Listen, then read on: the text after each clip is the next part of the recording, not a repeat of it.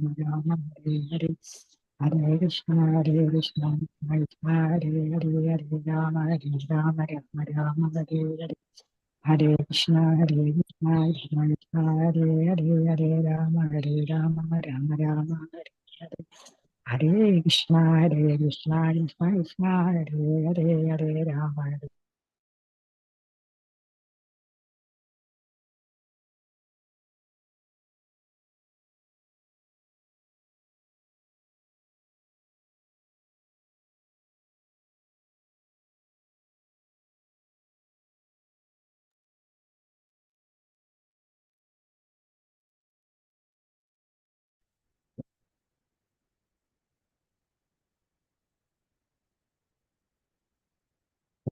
Krishna. Sri Radha Govinda Mandir ISKCON Mangalore Shrimad Bhagavatam ക്ലാസ്സിലേക്ക് എല്ലാവർക്കും സ്വാഗതം.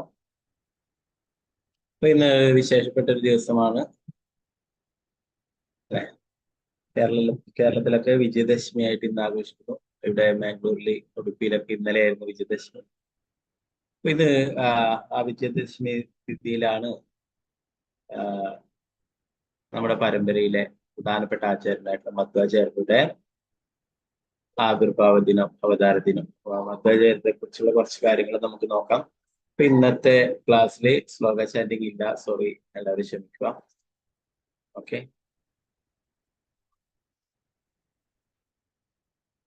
മധ്വാചാര്യത്തെ കുറിച്ചുള്ള കുറച്ച് കാര്യങ്ങൾ നോക്കാം. നമുക്ക് ആചാര്യന്മാരുടെ രീതിയിൽ നമ്മൾ അവരെ കുറിച്ചുള്ള കാര്യങ്ങൾ ചർച്ച ചെയ്യുകയാണെങ്കിൽ അവരുടെ കാര്യം തീർച്ചയായിട്ടും നമുക്ക് ലഭിക്കുന്നതാണ്. ഓക്കെ, വളരെ പ്രധാനപ്പെട്ട ആചാര്യനാണ് പ്രഭുപാദരും മറ്റുള്ള എല്ലാ പ്രഭുപാദരുടെ ശിഷ്യന്മാരും എല്ലാവർക്കും വളരെയേറെ ഇഷ്ടപ്പെടുന്ന ആചാര്യനാണ് നമ്മുടെ പരമ്പരയിലുള്ള മധ്വാചാര്യ എന്ന് പറയുന്നത്. നമ്മുടെ സമ്പ്രദായം തന്നെ ബ്രഹ്മ മധ്വ ഗൗഡീയ സമ്പ്രദായം എന്ന പേരിലാണ് അല്ലെ. പലപ്പോഴും ഈ സമ്പ്രദായം അങ്ങനെ പറയുമ്പോഴും പലരും തെറ്റിദ്ധരിക്കപ്പെടും. ബ്രഹ്മ മാധവ ഗൗഡീയ സമ്പ്രദായം എന്ന് പറയും. മാധവയല്ല, മധ്വ ആണ്. ഇപ്പോ മാധവേന്ദ്രപുരി പിന്നീട് വന്നിട്ടുള്ളതാണ്. നമുക്കറിയാം, നമ്മുടെ പരമ്പര ഭഗവാനിൽ നിന്ന് തുടങ്ങുന്ന കൃഷ്ണൻ ബ്രഹ്മാവിന് ജ്ഞാനം നൽകിയല്ലേ. ബ്രഹ്മാവ്, നാരദർ, വ്യാസദേവൻ സ്വയം ഭഗവാൻ തന്നെയാണ്, കൃഷ്ണദേവപാദം. പിന്നീട് അടുത്ത് വരുന്ന ആചാര്യനാണ് മധ്വാചാര്യൻ. അപ്പൊ അതാണ് ബ്രഹ്മ മധ്വ ഗൗഡീയ സമ്പ്രദായം. 22ാമത്തെ ആചാര്യനായിട്ട് സ്വയം ഭഗവാൻ തന്നെ ശ്രീ ചൈതന്യ മഹാപ്രഭു, ഗൗരംഗ മഹാപ്രഭുവായിട്ട് വന്നു. അതുകൊണ്ട് തന്നെ അത് ഗൗഡീയ അല്ലെ. ബ്രഹ്മ മധ്വ, ബ്രഹ്മാവിൽ തുടങ്ങി മധ്വാചാര്യരിലൂടെ പിന്നെ ശ്രീ ഗൗരംഗ മഹാപ്രഭുവിലൂടെ വരുന്നുള്ളതാണ് ഈ സമ്പ്രദായം അല്ലെ. അതില് നമ്മൾ പഠിച്ചു. 32ാമത്തെ ആചാര്യനായിട്ട് ഇസ്കോണിന്റെ ഫൗണ്ടർ ആചാര്യനായിട്ടുള്ള AC ഭക്തിവേദാന്ത സ്വാമി ശ്രീല പ്രഭുപാദൻ അല്ലെ. ഇസ്കോണിന്റെ ആ പരമ്പരയിൽ വരുന്ന വളരെ പ്രധാനപ്പെട്ട ആചാര്യന്മാരാണ്. എല്ലാ മഹാരാജാക്കന്മാരും മറ്റുള്ളവരൊക്കെ മധ്വാചാര്യരുടെ ആ സ്ഥലം, ആ ധാമം സന്ദർശിക്കും. എല്ലാവരും വളരെ ഇഷ്ടപ്പെടുന്നതാണ്. ഓക്കെ, നമുക്ക് അങ്ങനെയുള്ള ആ മധ്വാചാര്യനെ കുറിച്ചുള്ള കുറച്ച് ലീലകൾ നോക്കാം. എല്ലാവർക്കും അറിയുന്നതായിരിക്കും. എന്ന് നമുക്ക് ഇന്നത്തെ തിഥിയിൽ ഇത് ചർച്ച ചെയ്യുകയാണെങ്കിൽ നമുക്ക് ആചാര്യന്മാരുടെ കാര്യം ലഭിക്കും. അപ്പൊ ഈ പിക്ചറിൽ കാണാം മധ്വാചാര്യത്തെ പുറകിലായിട്ട് 2 പേര്. ആരൊക്കെയാണ്? ഇതാരാണ്? ഹനുമാൻ. അതെ, ഹനുമാൻ. ഓക്കെ, പിന്നീട് ഇവിടെ ഒരു കഥ പിടിച്ചിട്ട് ഒരു വ്യക്തിയെ കാണാം. ആരാണത്? പാണ്ഡവരിലെ ഗതയൊക്കെ എടുത്തിട്ട്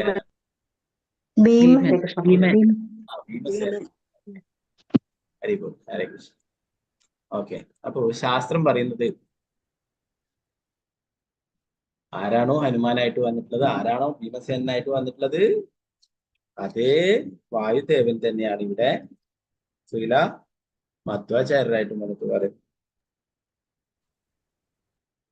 പ്രഥമോ ഹനുമാൻ നാമ ദ്വിതീയോ ഭീമ ഏവ ച പൂർണ്ണപ്രജ്ഞാ തൃതീയസ്തു ഭഗവത് കാര്യ സാധക. പ്രഥമോ ഹനുമാൻ നാമ ദ്വിതീയോ ഭീമ ഏവ ച പൂർണ്ണപ്രജ്ഞാ തൃതീയസ്തു ഭഗവത് കാര്യസാധക. അപ്പൊ ആദ്യം ഹനുമാനായിട്ട് വരികയുണ്ടായി.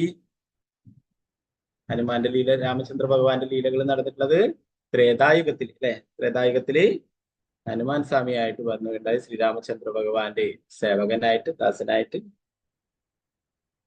പിന്നീട് ദ്വാപര യുഗത്തില് പാണ്ഡവരുടെ കൂടെ ഭീമസേനായിട്ട് വരികയുണ്ടായി.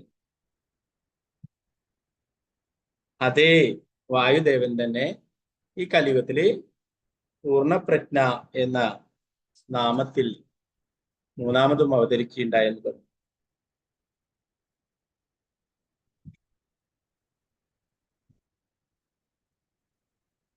ഇപ്പോ മധ്വാചാര്യരുടെ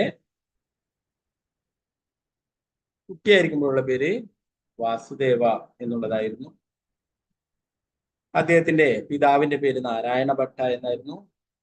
മാതാവിന്റെ പേര് വേദവതി. ആ ഒരു ലീലകൾ പറയുന്ന ഒരു കാര്യങ്ങൾ ഞാൻ കുറച്ച് വേഗത്തിൽ വായിച്ചു പോവാൻ. നമുക്ക് കുറെ കാര്യങ്ങളുടെ മധ്വാചാര്യരെ കുറിച്ച് തികച്ചും തീരില്ല, എന്നാൽ നമുക്ക് കുറച്ച് സ്പീഡിൽ കുറച്ച് വായിച്ചു പോവാം.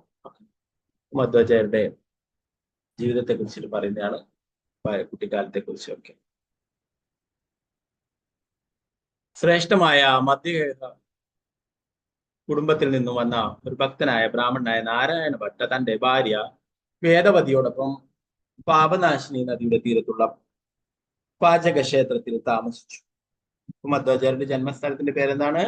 പാചക.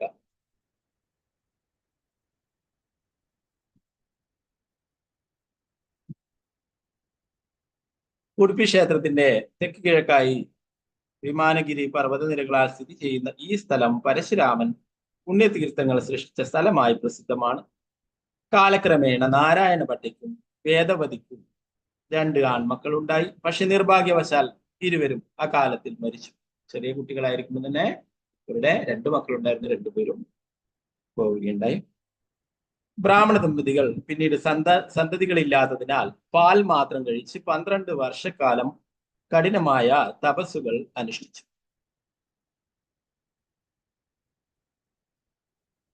ഒരു പുത്രനെ അനശ്വരനായ ഒരു പുത്രനെ ലഭിക്കുവാൻ അവർ ആഗ്രഹിച്ചു. പാൽ മാത്രം കഴിച്ചിട്ട് 12 വർഷം കഠിന തപസ് അനുഷ്ഠിക്കുകയുണ്ടായി മധ്വാചാര്യന്റെ മാതാപിതാക്കളായിട്ടുള്ള നാരായണ ഭട്ടയും വേദവതിയും.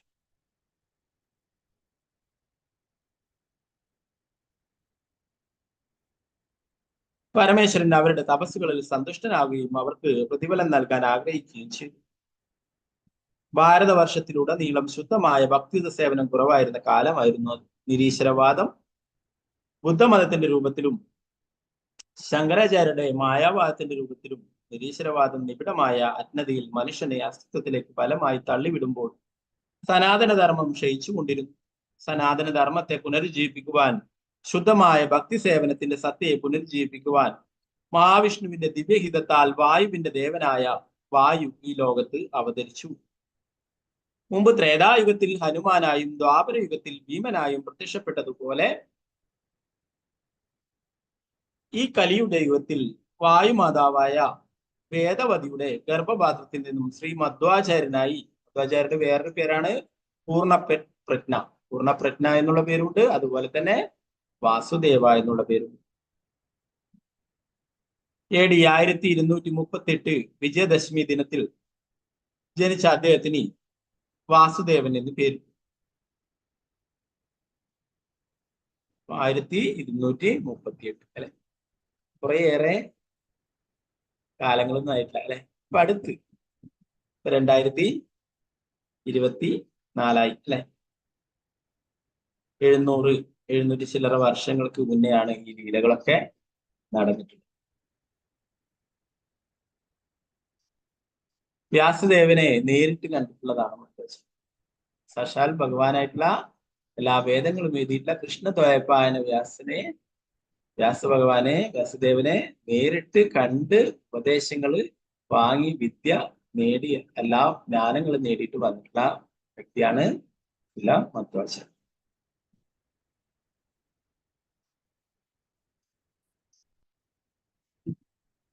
മധ്വാചാര്യരുടെ കുട്ടിക്കാലത്തെ കുറിച്ച് പറഞ്ഞു. മധ്വാചാര്യർ ഒരു മിടുക്കനായ വിദ്യാർത്ഥിയായിരുന്നു. വളരെ ചുരുങ്ങിയ സമയത്തിനുള്ളിൽ പ്രാഥമിക വിദ്യാഭ്യാസം പൂർത്തിയാക്കി അസാധാരണമായ ദൃഢമായ ശരീരഘടനയും അസാധാരണമായ ബുദ്ധിവൈഭവവും അദ്ദേഹത്തെ അലങ്കരിച്ചു.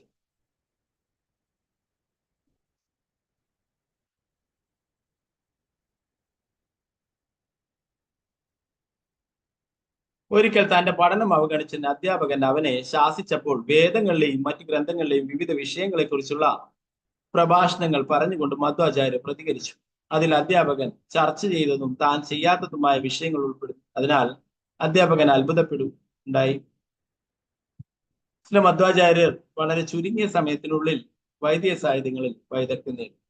സ്കൂളിലെ അധ്യാപകൻ പഠിപ്പിച്ചുകൊണ്ടേയിരിക്കും ശ്രദ്ധിക്കാത്തപ്പോഴേ വഴക്ക് പറയുകയും ശിക്ഷിക്കുകയും ചെയ്തപ്പോൾ എല്ലാ കാര്യങ്ങളും അധ്യാപകൻ പറഞ്ഞതും ഇനി ഭാവിയിൽ പഠിപ്പിക്കാനുള്ള കാര്യങ്ങളും ഒക്കെ പറഞ്ഞു കൊടുക്കുകയുണ്ടായിരുന്നു.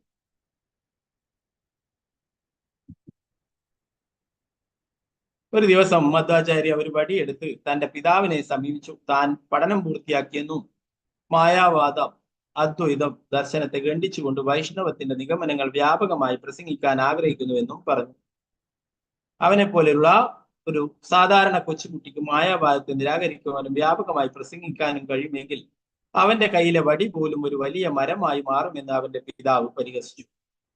ഒരു ഉണക്ക് വടിയെടുത്തിട്ട് അവിടെ കുട്ടിയായിരിക്കുന്ന മധ്വാചാര്യർ പറയുകയുണ്ടായി, ഞാൻ അന്നത്തെ കാലത്ത്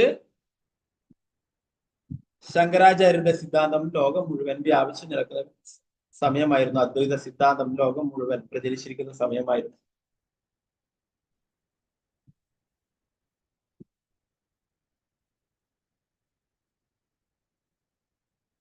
ഓ അദ്ദേഹം പറയുന്നുണ്ട്. അപ്പൊ പിതാവ് എന്താ പറഞ്ഞിട്ടുള്ളത്? ഒരു കൊച്ചുകുട്ടി പറയുന്നതായിട്ട് കണക്കാക്കിയിട്ട് പറഞ്ഞു,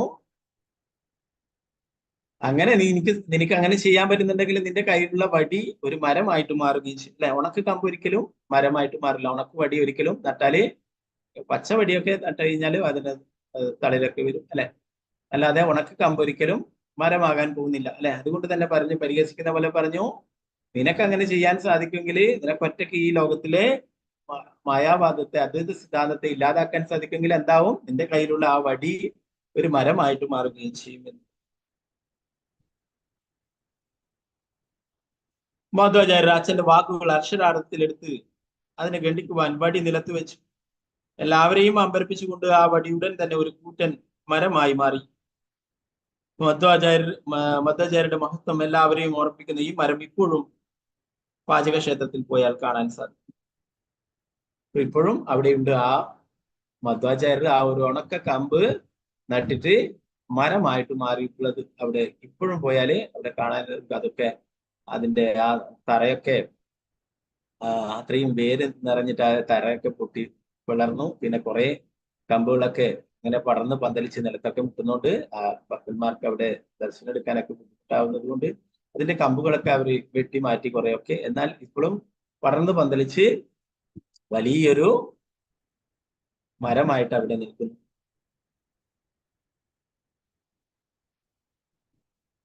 മധ്വാചാര്യരുടെ മഹത്വം എല്ലാവരെയും ഓർമ്മിപ്പിക്കുന്ന ഈ മരം ഇപ്പോഴും പാചകക്ഷേത്രത്തിൽ കാണാം. അപ്പോ അതുകൊണ്ട് അർത്ഥമാക്കുന്നത്, പിതാവ് പറഞ്ഞിട്ടുള്ളത്, നിനക്ക് ഒരിക്കലും ശങ്കരാചാര്യരുടെ സിദ്ധാന്തത്തെ തോൽപ്പിക്കുവാനാവില്ല, മായാവാദത്തെ തോൽപ്പിക്കുവാനാവില്ല എന്നാണ്. മധ്വാചാര്യര് ആ വടി അവിടെ നടും. മധ്വാചാര്യർ പറയുകയുണ്ടായി, ഈ വടി നട്ട് മരമാവുകയാണെങ്കിൽ ലോകം മുഴുവൻ വൈഷ്ണവിസം, കൃഷ്ണാവബോധം ലോകം മുഴുവൻ പ്രചരിപ്പിക്കുവാൻ സാധിക്കും. ഭഗവാൻ ഒരു വ്യക്തിയാണ്, ഭഗവാന് രൂപമില്ല എന്നുള്ള ആ സിദ്ധാന്തം തെറ്റാണ്, അത് ഞാൻ തെളിയിക്കും എന്ന് പറയുകയുണ്ടായി. അതുപോലെ തന്നെ ഭഗവാൻ ഞാനും ഒന്നാണ്, നമ്മളും ഭഗവാനും ഒന്നാണ്. അദ്വൈത സിദ്ധാന്തം എല്ലാം ഒന്നാണ് എന്നുള്ളത് അല്ല, രണ്ടും രണ്ടാണ് എന്നുള്ളത് അല്ലെ. മധ്വാചാര്യരുടെ കൈവിരൽ ഇവിടെ കാണാം. ദ്വൈത സിദ്ധാന്തം രണ്ടും രണ്ടാണ്. ഭഗവാനും ജീവാത്മാവും വേറെ വേറെയാണ്, പരമാത്മാവും ജീവാത്മാവും വേറെയാണ്, രണ്ടും ഒന്നല്ല അല്ലെ. ശങ്കരാചാര്യര് അദ്വൈത സിദ്ധാന്തം രണ്ടും ഒന്നാണ്. എന്നാല് മധ്വാചാര്യർ കൊണ്ടുവന്നിട്ടുള്ളത് ദ്വൈത സിദ്ധാന്തം രണ്ടും രണ്ടാണ്, ഒന്നല്ല. ഭഗവാനും ജീവാത്മാവും രണ്ടും രണ്ടാണ്, ഒന്നല്ല അല്ലെ. ഭഗവാന്റെ അംശം തന്നെയാണ്, എന്നാൽ ഒരിക്കലും അത് ഭഗവാനല്ല. മമേവാംശോ ജീവലോകെ ജീവഭൂത സനാതന ഭഗവാൻ പറഞ്ഞു എന്റെ അംശമാണെന്ന് പറഞ്ഞത്, അല്ലാതെ ഞാനാണെന്നല്ല. അപ്പൊ രണ്ടും രണ്ടാണെന്നുള്ള കാര്യം മധ്വാചാര്യർ സ്ഥാപിക്കുകയുണ്ടായി. അപ്പൊ ആ വൃക്ഷം വളർന്നു വന്നതിന്റെ അർത്ഥം ലോകം മുഴുവൻ കൃഷ്ണാബോധം പ്രചരിപ്പിക്കപ്പെടും, വൈഷ്ണവിസം നിലനിൽക്കും, മായാവാദം ചെറുത്ത് തോൽപ്പിക്കപ്പെടും എന്നുള്ള കാര്യം അല്ലെ. ഇപ്പോ ശ്രീലപ്രഭുപാദരുടെ അല്ലെ, ശ്രീലപ്രഭുപാദരുടെ പ്രസ്ഥാനത്തിലുള്ളവരെയൊക്കെ മഹാരാജാക്കന്മാരെ അവരൊക്കെ മധ്വാചാര്യർക്ക് ഇപ്പോഴും ഇഷ്ടമാണ്. മധ്വാചാര്യർ എവിടേക്കും പോയിട്ടില്ല. പറയുന്നു മധ്വാചാര്യർ ഇവിടെ തന്നെയുണ്ട്. ആ ഒരു കൺമുന്നിൽ നിന്നും അപ്രത്യക്ഷമായെങ്കിലും മധ്വാചാര്യർ ഈ മന്വന്തരം തീരുന്നത് വരെ ഇവിടെ തന്നെ കഴിയും എന്ന് പറയും. ഇവിടെ തന്നെ മധ്വാചാര്യരുണ്ട്, ഉടുപ്പിയിൽ തന്നെ മധ്വാചാര്യരുണ്ട്, എവിടെയും പോയിട്ടില്ല. ഈ മന്വന്തരം മുഴുവനായിട്ട് ഇവിടെ ഉണ്ടാവും.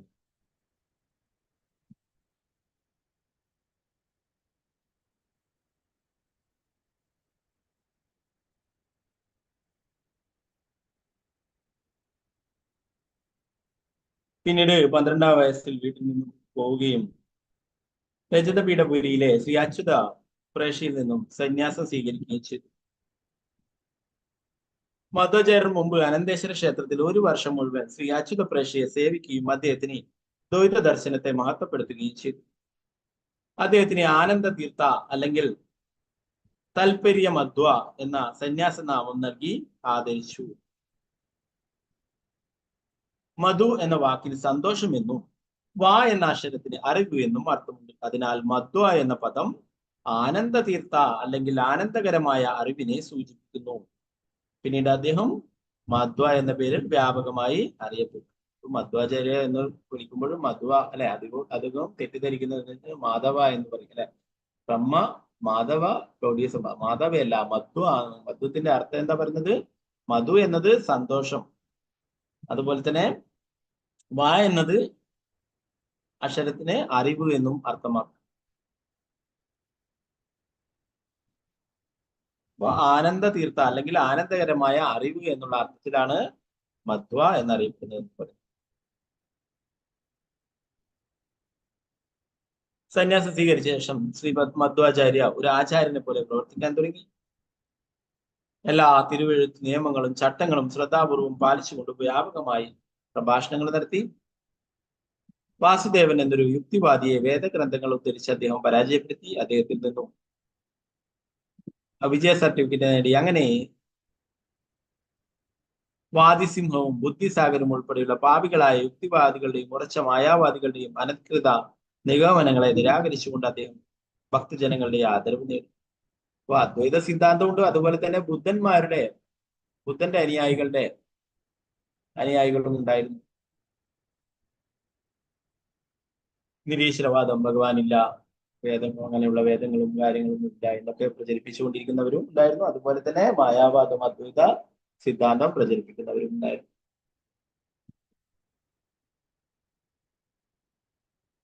മധ്വാചാര്യർ രാമേശ്വരം സന്ദർശിച്ചപ്പോൾ അനന്തശയന ക്ഷേത്രത്തിൽ കുറച്ചു സമയം ചെലവഴിച്ചു. അവിടെ അദ്ദേഹം ദ്വൈത ദർശനമനുസരിച്ച് വേദാന്ത സൂത്രം വിശദീകരിക്കുമ്പോൾ ശങ്കരാചാര്യരുടെ മായാവാദ തത്വചിന്തയെ എതിർത്തു.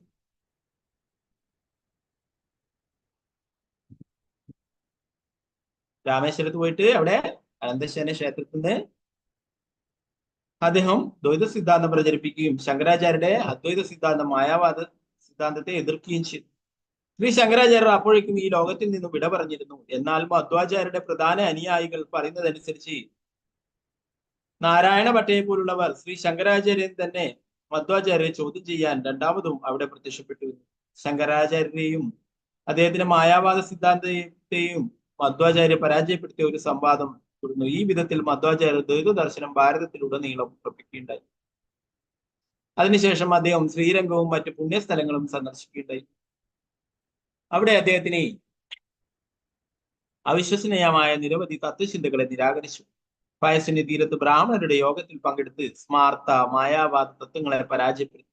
അങ്ങനെ അദ്ദേഹം സർവജ്ഞ യതി ആയി ആഘോഷിക്കപ്പെടാൻ തുടങ്ങി. അതിനുശേഷം മധ്വാചാര്യർ ബദരികാശ്രമത്തിലേക്ക് പോയി. അവിടെ ശ്രീല വ്യാസദേവൻ ദീക്ഷ നൽകി. വേദങ്ങൾ, വേദാന്ത സൂത്രം, മഹാഭാരതം, ശ്രീമദ് ഭാഗവതം എന്നിവയുടെ അംഗീകൃത നിഗമനങ്ങളെ കുറിച്ചുള്ള നിർദ്ദേശങ്ങൾ അദ്ദേഹത്തിന് ലഭിച്ചു. ഇപ്പൊ എവിടെയാ പോയിട്ടുള്ളത്? ബദ്രികാശ്രമത്തിലേക്ക് പോവുകയുണ്ടായെന്ന് പറഞ്ഞു അല്ലെ മധ്വാചാര്യൻ. അവിടെ ശ്രീല വ്യാസദേവനെ കണ്ടുമുട്ടുകയും ശ്രീല വ്യാസദേവനിൽ നിന്നും ദീക്ഷയെടുക്കുകയും ശ്രീല വ്യാസദേവനെ ഗുരുവായി സ്വീകരിച്ചുകൊണ്ട് അദ്ദേഹത്തിൽ നിന്നും എല്ലാ ശാസ്ത്രങ്ങളിലും അറിവ് നേടുകയും ചെയ്തു എന്ന് പറയും. വേദങ്ങൾ, വേദാന്ത സൂത്രം, മഹാഭാരതം, ശ്രീമദ് ഭാഗവതം എന്നിവയുടെ അംഗീകൃത നിഗമനങ്ങളെ കുറിച്ചുള്ള നിർദ്ദേശങ്ങൾ അദ്ദേഹത്തിന് ലഭിക്കുകയുണ്ടായിരുന്നു. തുടർന്ന് അദ്ദേഹം ശ്രീ നാരായണ ഋഷിമാരുടെ ആശ്രമം സന്ദർശിച്ചു. അവിടെ അദ്ദേഹം ശ്രീ നാരായണ ദർശനം സ്വീകരിച്ചു. വേദവ്യാസന്റെയും നരനാരായണ ഋഷികളുടെയും അനുവാദം വാങ്ങി അദ്ദേഹം തന്റെ ശിഷ്യന്മാരുടെ അടുത്തേക്ക്. അപ്പോ മധ്വാചാര്യര് ആദ്യം വ്യാസദേവനെ കണ്ടുമുട്ടുകയുണ്ടായി. വ്യാസദേവനെ നിന്നും ദീക്ഷ നേടുകയും അദ്ദേഹത്തിന്റെ ശിഷ്യനായിക്കൊണ്ട് എല്ലാ ജ്ഞാനവും സമ്പാദിക്കുകയും ചെയ്തു. എല്ലാ ഗ്രന്ഥങ്ങളും ഭാഗവതത്തിലും വേദങ്ങളും വേദാന്ത സൂത്രവും എല്ലാം അദ്ദേഹത്തിൽ നിന്നും അറിയുകയുണ്ടായി. പിന്നീട് നരനാരായണ ഋഷിമാരെയും കാണുകയുണ്ടായിരുന്നു. നരനാരായണ ഋഷിമാരല്ല നാരായണൻ ഭഗവാൻ തന്നെ. മറ്റുള്ളത് അർജുനൻ അല്ലെ. അർജുനനും കൃഷ്ണനും തന്നെയാണ് നരനാരായണന്മാരായിട്ട് വന്നിട്ടുള്ളത് അല്ലെ. ഇവിടെ മധ്വാചാര്യരാണ് വായുദേവൻ തന്നെ അല്ലെ. ഒരിക്കല് ഹനുമാനായിക്കിന്റെ പിന്നീട് ഭീമനായിട്ട് വന്നിട്ട് അതേ വായുദേവൻ തന്നെ മധ്വാചാര്യൻ. അപ്പൊ അങ്ങനെ നരനാരായണ ഋഷിമാരുടെ അനുഗ്രഹം വാങ്ങിച്ചു, വ്യാസദേവന്റെ അനുഗ്രഹം വാങ്ങിച്ചു അല്ലെ. ഇതൊക്കെ കുറെ 10,000-കണക്കിന് വർഷങ്ങൾക്ക് മുന്നേ നടന്നിട്ടുള്ളതല്ല, 700 വർഷങ്ങൾക്ക് 700 ചില്ലറ വർഷങ്ങൾക്ക് മുന്നേ നടന്നിട്ടുള്ള കാര്യങ്ങളാണ് ഇതൊക്കെ. മധ്വാചാര്യര് നമ്മളെപ്പോലുള്ള ഒരു ബദ്ധ ജീവാത്മാവല്ല. അദ്ദേഹത്തിന് അവിടെ പോകാനും വ്യാസദേവനെ കാണാനും അതുപോലെ തന്നെ നരനാരായണ ഋഷിമാരെ കാണാനും അവരുടെ അനുഗ്രഹങ്ങളൊക്കെ വാങ്ങിക്കാനും സാധിക്കുന്നു. ബദരികാശ്രമത്തിൽ നിന്ന് മടങ്ങുമ്പോൾ ഗഞ്ചമ പ്രവിശ്യയിലെ ഗോദാവരിക്ക് നദിക്ക് ചുറ്റുമുള്ള നിരവധി സ്ഥലങ്ങൾ ശ്രീമാൻ മധ്വാചാര്യ സന്ദർശിച്ചു. അവിടെ അദ്ദേഹം ശോഭനഭട്ട, സ്വാമി ശാസ്ത്രി എന്നീ 2 പണ്ഡിതരുമായി കൂടിക്കാഴ്ച നടത്തി. പിന്നീട് മധ്വാചാര്യ ദീക്ഷ സ്വീകരിച്ച അവർ പത്മനാഭ തീർത്ഥ എന്നും നരഹരി തീർത്ഥ എന്നും അറിയപ്പെടുന്നു. ശ്രീപാദ് മധ്വാചാര്യ അതിനുശേഷം ദ്വാരക, കുരുക്ഷേത്ര, നൈമിശാരണ്യം, പ്രയാഗ്, കാശി, ഗയ കൂടാതെ മഹാവിഷ്ണുവിന്റെ പ്രധാനപ്പെട്ട മറ്റു പുണ്യസ്ഥലങ്ങളിലൊക്കെ സന്ദർശിച്ച് തന്റെ ദ്വൈത സിദ്ധാന്തം സ്ഥാപിച്ചു. ഇദ്ദേഹം വേദാന്ത സൂത്രത്തിന്റെ വ്യാഖ്യാനം പൂർത്തിയാക്കുകയും 21 അനധികൃത വ്യാഖ്യാനങ്ങൾ നിരാകരിക്കുകയും ചെയ്തു. മധ്വാചാര്യ നിരാകരിച്ച് ഈ 21 അബദ്ധ വ്യാഖ്യാനങ്ങൾ താഴെ പറയുന്നവയാണ്: ഭാരതി വിജയ, സംവിധനന്ദ, ബ്രഹ്മഘോഷ, തനദ, ഉത്താദ, വിജയ, രുദ്രവട്ട, വാമന, യാദവ പ്രകാശ, രാമാനുജ, ഭട്ട് പ്രപഞ്ച, ദ്രാവിഡ, ബ്രഹ്മദത്ത, ഭാസ്കര, പിശാച, വൃത്തികര, വിജയഭട്ട, വിഷ്ണുക്രാന്ത, വതീന്ദ്ര, മധ്വദശക, ശങ്കര അങ്ങനെയുള്ള അബദ്ധ വ്യാഖ്യാനങ്ങളൊക്കെ നിരാകരിക്കുകയുണ്ടായിരുന്നു അല്ലെ. പണ്ട് കാലത്ത് അതിലേക്ക് തെറ്റ് ചൂണ്ടിക്കാണിച്ചിട്ട് അതൊക്കെ തെറ്റാണെന്ന് തീർച്ചപ്പെടുത്തിക്കൊണ്ട് അതിനൊക്കെ നിരോധിക്കുവാനുള്ള ആ ഒരു കരുത്ത് മധ്വാചാര്യർക്ക് ഉണ്ടായിരുന്നു. എല്ലാറ്റിനെയും എതിർത്ത് തെറ്റായിട്ടുള്ള കാര്യങ്ങളൊക്കെ എതിർത്ത് തോൽപ്പിക്കാനായിട്ട് അല്ലെ. പിന്നെ അങ്ങനെയുള്ള ആചാര്യന്മാരില്ല. അതുകൊണ്ടാണ് എല്ലാവരും തോന്നുന്ന പോലെയൊക്കെ എഴുതുന്നത് അല്ലെ. എന്തായാലും ഭഗവാനെ കുറിച്ചായാലും മറ്റുള്ള നമ്മുടെ സനാതന ധർമ്മത്തെ കുറിച്ചൊക്കെ ആയാലും ഓരോരോ ആൾക്കാർക്ക് തോന്നുന്ന പോലെ എഴുതുന്നു അല്ലെ. ഓരോരോ ആൾക്കാർക്ക് തോന്നുന്ന പോലെ സീരിയൽ എടുക്കുന്നു, സിനിമ എടുക്കുന്നു അല്ലെ. അപ്പൊ അതൊന്നും എതിർത്ത് തോൽപ്പിക്കാൻ ആളില്ല എന്നതുകൊണ്ടാണ് അല്ലെ മധ്വാചാര്യർ ഇങ്ങനെയുള്ള തെറ്റായിട്ടുള്ള വ്യാഖ്യാനങ്ങളൊക്കെ എതിർത്തിരുന്നത്.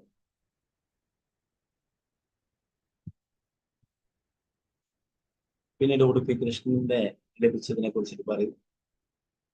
ഒരു ദിവസം ഉടുപ്പിയിൽ തിരിച്ചെത്തിയ ശേഷം മധ്വാചാര്യർ കടലിൽ കുളിക്കാൻ പോകുമ്പോൾ ഭഗവാൻ കൃഷ്ണനോടുള്ള പ്രാർത്ഥനകളുടെ സമാഹാരത്തിന് 5 അധ്യായങ്ങൾ രചിച്ചു. കടൽ തീരത്ത് എത്തിയപ്പോൾ മണലിൽ ഒരു കപ്പൽ കൂടുതൽ നീങ്ങാൻ കഴിയാതെ കുടുങ്ങിക്കിടക്കുന്നതായി കണ്ടപ്പോൾ മധ്വാചാര്യർ കപ്പൽ നീങ്ങുന്നത് പോലെ കൈകൊണ്ട് ചില ആംഗ്യങ്ങൾ കാണിച്ചു.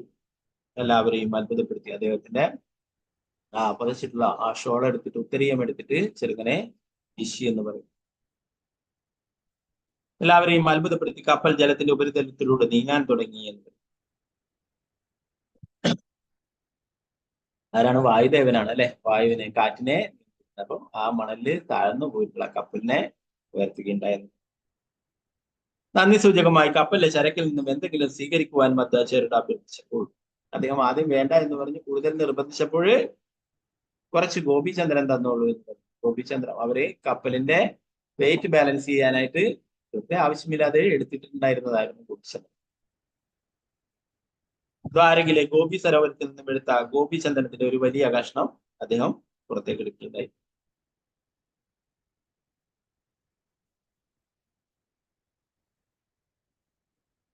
അപ്പൊ അത് മധ്വാചാര്യന്റെ കയ്യിൽ കിട്ടുകയും അത് പൊട്ടുകയും അതിൽ നിന്നും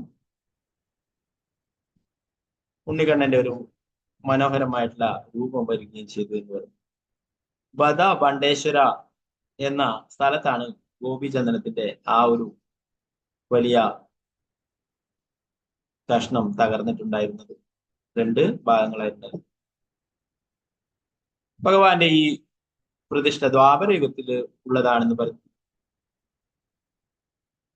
കൃഷ്ണൻ തന്റെ പ്രകടമായ വിനോദ സമയത്ത് ദ്വാരകയിൽ വ്യക്തിപരമായി പ്രതിഷ്ഠിച്ചു. കൃഷ്ണന്റെ വിനോദങ്ങളുടെ അവസാനം ഈ പ്രതിഷ്ഠയെ അർജുനൻ സമുദ്രതീരത്തുള്ള ഗോപി സരോവരത്തിൽ പ്രതിഷ്ഠിച്ചു. ഈ കലിയുഗത്തിൽ ഇപ്പോൾ മധ്വാചാര്യർക്ക് ഭഗവാൻ പ്രതിഷ്ഠാവുകയും ചെയ്തു. ശക്തരായ 30 ആളുകൾക്ക് ഈ വിഗ്രഹം ഉയർത്താൻ കഴിയാതെ വന്നപ്പോൾ ശ്രീമാൻ മധ്വാചാര്യർ അനായാസമായി അതിനെടുത്ത് ഉടുപ്പിയിലെ ആശ്രമത്തിലേക്ക് കൊണ്ടുപോവുകയുണ്ടായി. പിന്നീട് വലിയ തടാകത്തിൽ ഭഗവാനെ കുളിപ്പിക്കുകയും പിന്നീട് പ്രതിഷ്ഠിക്കുകയും ചെയ്യുകയുണ്ടായി. മധ്വാചാര്യർ തന്റെ ശിഷ്യന്മാർക്ക് സന്യാസം നൽകിയും അവരെ ഭഗവാൻ കൃഷ്ണന്റെ സേവനമേൽപ്പിക്കുകയും ചെയ്യുകയുണ്ടായി എന്ന് പറഞ്ഞു.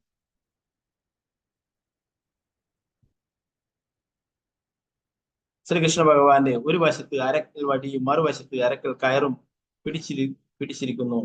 ഭഗവാനെ കണ്ടെത്തിയതിനു ശേഷം മധ്വാചാര്യർ തന്റെ പ്രസിദ്ധമായ ദ്വാദശ പ്രാർത്ഥനയുടെ ശേഷിക്കുന്ന 7 അധ്യായങ്ങൾ ഉടനടി രചിച്ചു എന്ന് പറഞ്ഞു. മധ്വാചാര്യർക്ക് ആ ഗോപിചന്ദ്രത്തിൽ നിന്ന് ലഭിച്ചിട്ടുള്ള മനോഹരമായിട്ടുള്ള രൂപമാണ്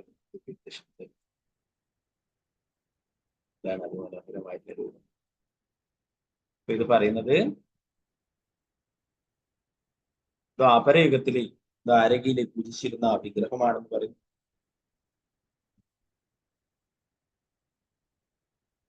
ഒരിക്കലേ നമുക്കറിയാം, കുട്ടിയായിരിക്കുമ്പോൾ തന്നെ ദേവകിയുടെയും വസുദേവരുടെയും അടുത്ത് നിന്ന് ഭഗവാനെ മാറ്റുകയുണ്ടായി അല്ലെ.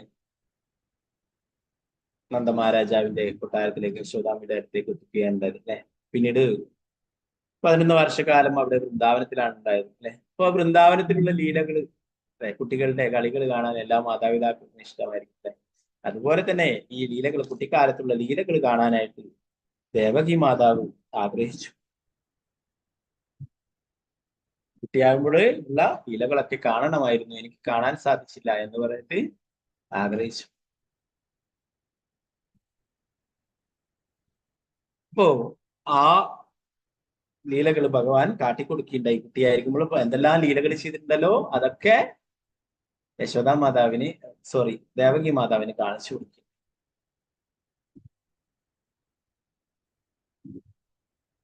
അപ്പൊ ഇത് കണ്ട് രുക്മിണി ഇതൊക്കെ അറിയുകയും രുക്മിണി പറഞ്ഞു, എനിക്കും അങ്ങയുടെ ബാല്യകാല ലീലകളൊക്കെ കാണണമായിരുന്നു എന്ന് പറയുകയും ചെയ്തു. അമ്മയ്ക്കൊരു കുട്ടി കുറെ വളർന്നു കഴിഞ്ഞാലും കുട്ടിയായിട്ട് തന്നെയാണ്, ആ വാത്സല്യത്തിൽ തന്നെയാണ് പെരുമാറുക അല്ലെ. എന്നാൽ സ്വന്തം പത്നി അങ്ങനെയല്ല അല്ലെ. കുട്ടിയായിട്ട് ആ പത്നിയുടെ മുന്നിൽ എന്തായാലും ആ ലീലകൾ കാണിക്കാനായിട്ട് സാധിക്കില്ല. അപ്പൊ ഭഗവാൻ അങ്ങനെ പറയുകയും, നിനക്ക് മനോഹരമായിട്ടുള്ള എന്റെ കുട്ടിയായിരിക്കുന്ന ഒരു രൂപം നിനക്ക് നൽകാമെന്ന് പറഞ്ഞിട്ട് ഈ ഒരു മൂർത്തിയെ, ഈ ഒരു വിഗ്രഹം രുക്മിണി ദേവിക്ക് കൊടുത്തിട്ടുള്ളതാണെന്ന് അവർ. ഭഗവാൻ കുട്ടിയായിരിക്കുന്ന രൂപത്തിൽ അല്ലെ ഈ ഒരു രൂപം ബാലരൂപത്തിലുള്ള ഈ മൂർത്തിയെ രുക്മിണി ദേവിക്ക് നൽകുകയും രുക്മിണി ദേവി അത് പൂജിക്കുകയും ചെയ്തു എന്ന് പറഞ്ഞു. അപ്പൊ ഭഗവാൻ നേരിട്ട് രുക്മിണി ദേവിക്ക് നൽകിയിട്ടുള്ളതാണ് ഈ ഉടുപ്പി കൃഷ്ണന്റെ വിഗ്രഹം. അത് പിന്നീട് ദ്വാരകയിലെ ലീലകൾ അവസാനിപ്പിച്ചപ്പോൾ ഭഗവാൻ അത് അർജുനന്റെ കയ്യിൽ കൊടുത്തയക്കും. അത് ഗോപിചന്ദനത്തിൽ പൊതിഞ്ഞ് സൂക്ഷിക്കുകയും ചെയ്തു. അതാണ് പിന്നീട് കുറെ വർഷങ്ങൾക്ക് ശേഷം അല്ലെ, 5000 വർഷങ്ങൾക്ക് മുന്നേ നടന്നിട്ടുള്ളതാണ് ഈ ലീലകളൊക്കെ അല്ലെ. ഇത് അത് അത്രയും അർഹതപ്പെട്ട, പൂജിക്കാൻ അത്രയും യോഗ്യനായിട്ടുള്ള ഭഗവാന്റെ പരിശുദ്ധ ഭക്തനായിട്ടുള്ള മധ്വാചാര്യരുടെ കയ്യിൽ എത്തിപ്പെടുകയുണ്ടായി അല്ലെ. ഭഗവാൻ സ്വയം വന്നിട്ടുള്ളതാണ് ഇവിടെ. ശ്രീ ചൈതന്യ മഹാപ്രഭു ഇവിടെ വന്നിട്ടുണ്ടായിരുന്നു. സാക്ഷാൽ ശ്രീകൃഷ്ണ ഭഗവാൻ തന്നെയായിരുന്നു ശ്രീ ചൈതന്യ ചരിതാമൃതത്തിൽ അതിനെ കുറിച്ചിട്ട് പറയുന്നുണ്ട്. ശ്രീ ചൈതന്യ ചരിതാമൃതത്തിൽ പറയുന്നുണ്ട്, കുപ്പിയില് ശ്രീ ചൈതന്യ മഹാപ്രഭു എത്തിച്ചേരുകയും അവിടെ ഭഗവാന്റെ ഈ മനോഹരമായിട്ടുള്ള രൂപം കണ്ടിട്ട് അതീന്ദ്രിയ ആനന്ദത്തിലാവുകയും ചെയ്തു. ദക്ഷിണേന്ത്യ സന്ദർശിക്കുമ്പോൾ ഉടുപ്പിയിലും അതുപോലെ തന്നെ മധ്വാചാര്യരുടെ ബർത്ത് പ്ലേസ് ആയിട്ടുള്ള പാചക അവരെയൊക്കെ സന്ദർശിച്ചിട്ടുണ്ടായിരുന്നു. അപ്പൊ നല്ല മനോഹരമായിട്ടുള്ള രൂപമാണ് അല്ലെ. ഇത് കൂടുതൽ അലങ്കാരങ്ങളൊന്നും കൂടുതൽ ധരിപ്പിക്കാതെ ഉള്ളതാണ്. അതുകൊണ്ട് നല്ല മനോഹരമായിട്ടുള്ളതാണ് അല്ലെ. ഭംഗിയുള്ള വസ്ത്രങ്ങൾ ചിലപ്പോഴൊക്കെ വിലപിടിപ്പുള്ള വജ്രാഭരണങ്ങളും മറ്റുമൊക്കെ അണിയിച്ചുകൊണ്ട് കാണാം വിശേഷ ദിവസങ്ങളിലൊക്കെ. ഇത് സിമ്പിൾ ആയിട്ടുള്ള ഒരു അലങ്കാരങ്ങളൊന്നും അങ്ങനെ എന്താ പറയുക കൂടുതലായിട്ടില്ലാത്തതാണ്. ഇതെന്താണ് ഈ മൂർത്തിയെ ദ്വാരകയിലെ രുക്മിണി ദേവി പൂജിച്ചതാണ് മധ്വാചാര്യരുടെ കയ്യില് എത്തിയിട്ടുള്ളത്.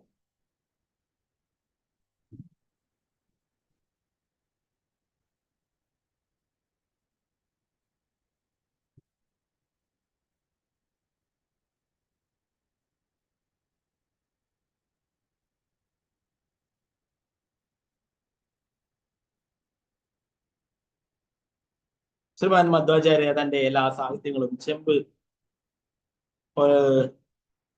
ഇലകൾ രേഖപ്പെടുത്തുകയും ഉടുപ്പിയിൽ നിന്നും 50 കിലോമീറ്റർ അകലെയുള്ള കാറ്റാടിയിലെ ക്ഷേത്രത്തിൽ അടക്കം ചെയ്യുകയും ചെയ്തു. ഈ സ്ഥലത്ത് വെണ്ണപ്പാത്രം പിടിച്ചു നിൽക്കുന്ന ശ്രീകൃഷ്ണന്റെ പ്രതിഷ്ഠയും സ്ഥാപിച്ചിട്ടുണ്ട്. ഈ സ്ഥലം വ്യാസതീർത്ഥം എന്ന് അറിയപ്പെടുന്നു. ഇന്നും ശ്രീ മധ്വാചാര്യന്റെ സാഹിത്യങ്ങൾ സംരക്ഷിക്കുന്ന ഒരു പാമ്പ് ബലിപീഠത്തിൽ വസിക്കുന്നു.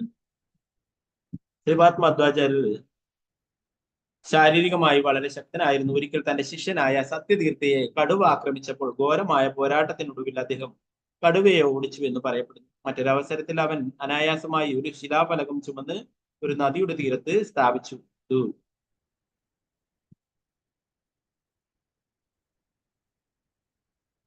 ഭൂമിയെ കൂടുതൽ നശിപ്പിക്കുവാതിരിക്കാൻ ആയിരക്കണക്കിന് ആളുകൾ ഒരുമിച്ച് നിന്ന് ഈ കല്ലുയർത്താൻ കഴിഞ്ഞില്ല. പിന്നീട് പറയുന്നത്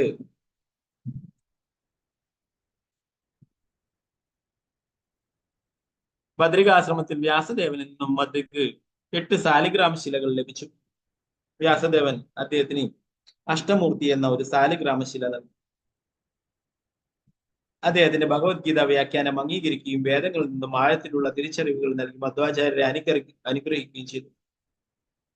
ഈ യോഗത്തിന് ശേഷം മധ്വാചാര്യ തന്റെ മഹാഭാരതം താല്പര്യ നിർണയം രചിച്ചു. ഒരിക്കൽ ശ്രീമാൻ മധ്വാചാര്യ ശ്രീ അനന്തേശ്വര ക്ഷേത്രത്തിൽ തന്റെ ശിഷ്യന്മാർക്ക് ഉപനിഷത്ത് വിശദീകരിച്ചു കൊണ്ടിരിക്കുമ്പോൾ പരമശിവന്റെ നേതൃത്വത്തിലുള്ള ദേവന്മാർ അവിടെ എത്തി ഗ്രന്ഥങ്ങൾ വിശദീകരിക്കാനുള്ള അദ്ദേഹത്തിന്റെ കഴിവിൽ സന്തുഷ്ടനായി മന്ദാരം, പാരിജാതം തുടങ്ങിയ ആകാശ പുഷ്പങ്ങൾ അദ്ദേഹത്തിന്റെ മേൽ വർഷിച്ചു. ഇവിടെ മധ്വാചാര്യര് ശിഷ്യന്മാർക്ക് ശാസ്ത്രങ്ങൾ വിശദീകരിച്ചു കൊടുക്കുമ്പോൾ എന്താണ് സംഭവിച്ചെന്ന് പറയുന്നത്, ശിവനും മറ്റുള്ള ദേവന്മാരൊക്കെ വന്നിട്ട് അവിടെ മധ്വാചാര്യരുടെ കഴിവ് കണ്ടിട്ട് അദ്ദേഹത്തിനെ അനുഗ്രഹിക്കുകയുണ്ടായി. അദ്ദേഹത്തിന്റെ മേൽ പുഷ്പവൃഷ്ടി നടത്തുകയുണ്ടായി. പാരിജാതവും മറ്റുള്ള മന്ദാര പുഷ്പങ്ങളൊക്കെ അദ്ദേഹത്തിന്റെ മേൽ വർഷിക്കുകയുണ്ടായിരുന്നു. കാലക്രമേണ ശ്രീപാദ് മധ്വാചാര്യരുടെ അസാധാരണമായ ജ്ഞാനവും പരമേശ്വരനുള്ള ഭക്തിയും ഇന്ത്യയിലുടനീളം പ്രചരിച്ചു. എണ്ണമറ്റ ജൈനന്മാരെയും ബുദ്ധമതക്കാരെയും മായാവാദികളെയും നിരീശ്വരവാദികളെയും യുക്തിവാദികളെയും ആത്മീയവാദികളെയും അദ്ദേഹം പരാജയപ്പെട്ടു. സംഖ്യം ആത്മാക്കളെ വ്യക്തിത്വമില്ലായ്മയുടെ അന്ധകാരത്തിൽ നിന്നും വിടുവിക്കുന്നതിൽ ദൈവത്തിന്റെ ആ തത്വചിന്ത ഉറച്ചു നിൽക്കുകയും സഹായമാവുകയും ചെയ്തു. അതിനായി ശ്രീപാദ് മധ്വാചാര്യ നിരവധി സാഹിത്യങ്ങൾ സമാഹരിക്കുകയും നിരവധി മഠങ്ങൾ സ്ഥാപിക്കുകയും ചെയ്തു. 8 മഠങ്ങൾ മധ്വാചാര്യർ സ്ഥാപിച്ചു. അതിലെ ആൾക്കാരാണ് ആ മഠങ്ങളിലുള്ള പരമ്പരയിലുള്ള ആൾക്കാരാണ് ഇപ്പോഴും അവിടെ ഉടുപ്പിയിലെ ക്ഷേത്രത്തിലെ പൂജകളൊക്കെ നിർവഹിക്കുന്നത്. ഗീതാഭാഷ്യം, ബ്രഹ്മസൂത്ര ഭാഷ്യം, അനുഭാഷ്യം, കർമ്മനിർണയം, വിഷ്ണു തത്വനിർണയം, ഭഗവത്ഗീത, ബ്രഹ്മസൂത്രം തുടങ്ങിയ നിരവധി പ്രധാന വിശുദ്ധ ഗ്രന്ഥങ്ങളുടെ വ്യാഖ്യാനങ്ങൾ എന്നിവ അദ്ദേഹത്തിന്റെ ചില കൃതികളാണ്. മധ്വാചാര്യന്റെ ഗ്രന്ഥങ്ങളിൽ നിന്നുള്ള ഭാഗങ്ങളൊക്കെ പലപ്പോഴും പ്രഭുപാദരുടെ ഗ്രന്ഥങ്ങളെ ചേർക്കുമായിരുന്നു. ഒരിക്കലേ പ്രഭുപാദരെ വിമർശിക്കുവാനായിട്ട് ഒരു വ്യക്തി പറയുകയുണ്ടായി, നിങ്ങളുടെ ഈ ഗ്രന്ഥങ്ങളിൽ എഴുതിയിട്ടുള്ള കാര്യങ്ങളൊക്കെ ശ്രീ മധ്വാചാര്യർ എഴുതിയിട്ടുള്ള കാര്യങ്ങളാണ്, ശ്രീ മധ്വാചാര്യർ പറഞ്ഞിട്ടുള്ള കാര്യങ്ങളാണ്. ശ്രീ പ്രഭുപാദർ പറഞ്ഞു, എന്റെ ദൗത്യം വിജയകരമാണെന്ന് എനിക്ക് മനസ്സിലായി. അദ്ദേഹത്തിനെ പ്രഭുപാദരെ വിമർശിക്കാൻ വേണ്ടിയിട്ടാണ് പറഞ്ഞിട്ടുള്ളത്. പ്രഭുപാദൻ പറഞ്ഞു, ആചാര്യന്മാർ എന്താണോ പറഞ്ഞിട്ടുള്ളത് അതാണ് ഞാൻ ആ പരമ്പരയിൽ കൂടി പറഞ്ഞു തരുന്നത്. അതാണ് പരമ്പരാ സമ്പ്രദായം, ദേവം പരമ്പരാ പ്രവർത്തനം എന്ന് പറഞ്ഞാൽ അല്ലെ. ആ ബ്രഹ്മാവിലൂടെ ഭഗവാൻ ബ്രഹ്മാവിന് പറഞ്ഞു കൊടുത്തു, ബ്രഹ്മാവ് നാരദർക്ക്, നാരദർ വ്യാസദേവന് അല്ലെ, വ്യാസദേവൻ മധ്വാചാര്യർക്ക്, അങ്ങനെ ആ പരമ്പരയിലൂടെ വരുന്നതാണ് നമ്മുടെ ബ്രഹ്മമധ്വ ഗൗഡീയ സമ്പ്രദായം. അപ്പൊ അതിലെ മധ്വാചാര്യർ പറഞ്ഞിട്ടുള്ള കാര്യമാണ് ഞാൻ ഇവിടെ എഴുതിയിട്ടുള്ളത്. നിങ്ങൾ അംഗീകരിച്ചല്ലോ, അപ്പോൾ എന്റെ പരിശ്രമം ഒരിക്കലും പാഴായില്ല, പരിപൂർണ ഫലമായി എന്ന് ഞാൻ ഉറപ്പിക്കുന്നു എന്ന് പറയും. അപ്പൊ അതാണ് എന്താണോ ഭഗവാൻ പറഞ്ഞത്, എന്താണോ ആചാര്യന്മാർ പറഞ്ഞിട്ടുള്ളത്, അത് തന്നെയാണ് പ്രഭുപാദർ പറഞ്ഞിട്ടുള്ളത്. പ്രഭുപാദർ ഒരിക്കലും തന്റെ അഭിപ്രായങ്ങൾ എവിടെയും ഞാൻ പറയുന്നു എന്നൊരിക്കലും പറഞ്ഞില്ല. മധ്വാചാര്യൻ ഇങ്ങനെ പറഞ്ഞു, വ്യാസദേവൻ ഇങ്ങനെ പറഞ്ഞിട്ടുണ്ടായിരുന്നു, അങ്ങനെ ഓരോരോ വിശ്വനാഥ ചക്രവർത്തി ഠാക്കൂർ പറഞ്ഞു, അങ്ങനെ ഓരോരോ വ്യക്തികൾ, രൂപ ഗോസ്വാമി പറഞ്ഞു അല്ലെ, അങ്ങനെ ഓരോ ആചാര്യന്മാർ പറഞ്ഞ കാര്യങ്ങളെ പ്രഭുപാദർ പറഞ്ഞ, അല്ല അത് ഞാനിങ്ങനെ പറയുന്നു എന്നല്ല. ഇന്നത്തെ വ്യക്തികൾ സ്വന്തം അഭിപ്രായങ്ങളാണ് പലയിടത്തും പ്രചരിപ്പിക്കുന്നത്.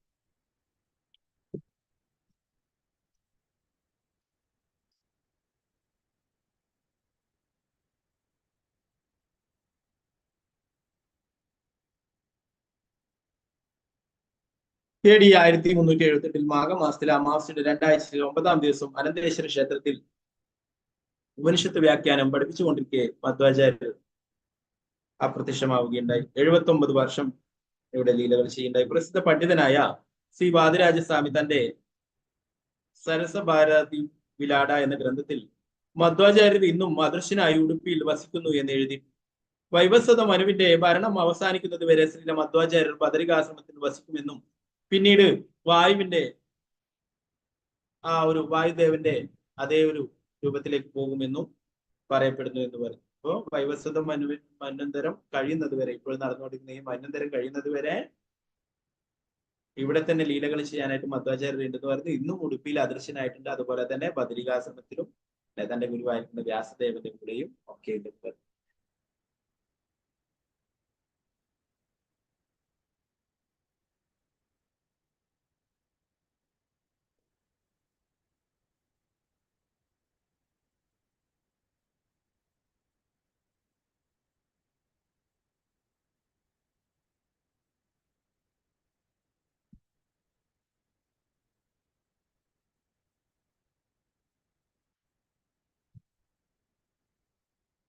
വൃന്ദാവനത്തിലെ കാമ്യവനവനത്തിൽ നിന്നും നവദ്വീപ് ധാമന്റെ മഹത്വം വ്യത്യസ്തമല്ലെന്ന് നവദ്വീപ് ധാം മഹാത്മ്യത്തിൽ വിവരിച്ചു. ഒരിക്കൽ മധ്വാചാര്യരുടെ അനുയായികളോടൊപ്പം വന്നിരുന്ന പുണ്യസ്ഥലം കൂടിയാണ് മായാപൂർ. നവദ്വീപ് ധാം വൃന്ദാവനം അല്ലെ, അത് തമ്മിൽ വ്യത്യാസമില്ല. അങ്ങനെ കരുതുന്നത് ധാം അപരാധാണെന്ന് പറയും. നവദ്വീപ് ധാം മഹാത്മ്യത്തില് പറഞ്ഞിട്ടുണ്ടെന്ന് പറയും. ഒരിക്കലും മധ്വാചാര്യര് അനുയായികളോടൊപ്പം മായാപൂർ എന്നുള്ള ആ പുണ്യസ്ഥലം ധാമ സന്ദർശിക്കുകയുണ്ടായി എന്ന് പറയും. ശ്രീ ചൈതന്യ മഹാപ്രഭു മധ്വാചാര്യരുടെ സ്വപ്നത്തിൽ പ്രത്യക്ഷപ്പെടുകയും തന്റെ നിത്യദാസനാണെന്ന് വെളിപ്പെടുത്തുകയും ചെയ്തു. ഭാവിയിൽ താൻ ഈ ലോകത്തിൽ പ്രത്യക്ഷപ്പെടുമ്പോൾ മധ്വാചാര്യരുടെ ആചാര്യത്തിൽ നിന്നും ദീക്ഷ സ്വീകരിക്കുമെന്ന് ഭഗവാൻ തുടർന്ന് പറഞ്ഞു. അവിടെ മായാപുര ധാമിൽ പോയപ്പോഴ് ശ്രീ ചൈതന്യ മഹാപ്രഭു മധ്വാചാര്യന്റെ സ്വപ്നത്തിൽ വരികയും പറയുക എന്താ ചെയ്തിട്ടുണ്ടായിരുന്നത്, അടുത്ത് തന്നെ താൻ അവതരിക്കുമെന്നും താൻ ബ്രഹ്മ മധ്വ ഗൗഡീയ സമ്പ്രദായത്തിൽ നിന്നും ദീക്ഷ സ്വീകരിക്കുമെന്ന് പറഞ്ഞു അല്ലെ. ആ പരമ്പരയിൽ ബ്രഹ്മ മധ്വ ഗൗഡീയ പരമ്പരയിൽ വരുന്ന മാധവേന്ദ്രപുരിയുടെ ശിഷ്യനായിട്ടുള്ള ഈശ്വരപുരിയിൽ നിന്നാണ് ശ്രീ ചൈതന്യ മഹാപ്രഭു അല്ലെ, സാക്ഷാൽ ഭഗവാൻ തന്നെയാണ്, എന്നാൽ ഒരു ഗുരുവിന്റെ ആവശ്യത്തെ കാണിച്ചു തരുന്നതിനായിട്ട് ദീക്ഷ സ്വീകരിക്കുകയുണ്ടായി അല്ലെ. ഇതൊക്കെ നേരത്തെ പ്രവചിച്ചിട്ടുള്ള കാര്യങ്ങളാണെന്ന് പറയുന്നത് അല്ലെ. അപ്പൊ മധ്വാചാര്യർ ശ്രീ ചൈതന്യ മഹാപ്രഭു ഇവിടെ അവതരിക്കുന്നതിന്റെ മുന്നേ തന്നെ കൃഷ്ണാബോധം പ്രചരിപ്പിക്കുകയുണ്ടായി, ഹരേ കൃഷ്ണ മഹാമന്ത്രം പ്രചരിപ്പിക്കുകയുണ്ടായി.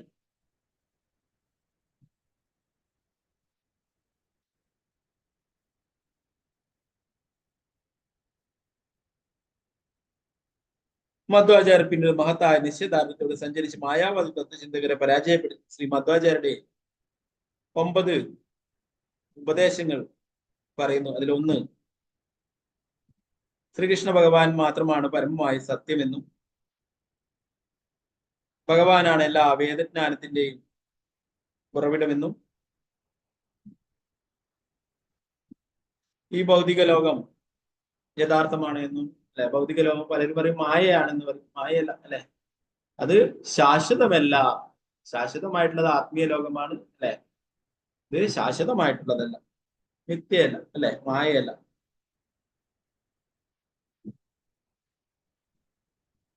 ഈ ഭൗതിക ലോകത്തിലാണ് അല്ലെ 14 ലോകങ്ങളും ഉള്ളത് അല്ലെ, അതിലാണ് ബ്രഹ്മലോകത്തിലാണ് ബ്രഹ്മാവസ്ഥ.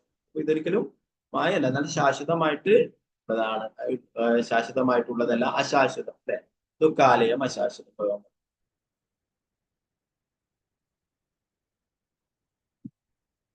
ജീവാത്മാക്കൾ ഭഗവാനിൽ നിന്നും വേറിട്ട് നിൽക്കുന്നു എന്ന് പറയും. ഭഗവാന്റെ നിത്യദാസന്മാരാണ് എല്ലാ ജീവാത്മാക്കളും എന്ന് പറയും. ജീവനുള്ള അസ്തിത്വങ്ങൾ 2 തരത്തിലുണ്ട്, വിമോചിതവും വ്യവസ്ഥാപിതവുമായിട്ടുള്ളതും. ഭഗവാനെ ശരണം പ്രാപിച്ചിട്ടുള്ള ആത്മാക്കൾ മോചിതരാണെന്ന്, ഭഗവാനെ ശരണം പ്രാപിച്ചിട്ടുള്ള കൃഷ്ണാഭവത്തിലുള്ളവർ അവർ മുക്തി നേടിയിട്ടുള്ളവരാണ് ഓൾറെഡി കൊടുക്കുന്നത് അല്ലെ. മുക്തി, മോശം എന്ന് പറയുന്നത് ഈ ശരീരം ഉപേക്ഷിച്ച് പോകുന്നതിനെ കുറിച്ചല്ല, ഭൗതികമായിട്ടുള്ള കാര്യങ്ങളിൽ നിന്നൊക്കെ മോചനം നേടിയിട്ടുള്ളത്. ഭഗവാന്റെ ശുദ്ധമായ ആരാധനയാണ് വ്യവസ്ഥിതരായ ആത്മാക്കളുടെ മോക്ഷത്തിന് കാരണമായിട്ടുള്ളത്.